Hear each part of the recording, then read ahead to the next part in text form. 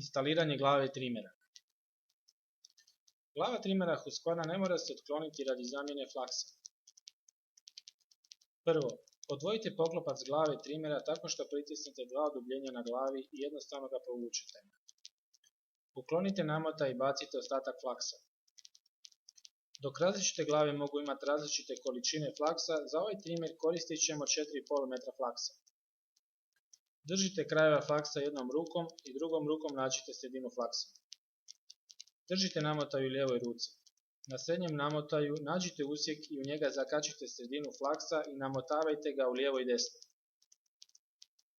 Kada vam je ostalo oko 30 cm, stavite flaks u vanjski rub. Jedna strana namotanog flaksa morat će prolaziti preko središnjeg namotaja. Ubacite namotaj u tijelo glave trimera i provucite flaks u usjeke na oplati.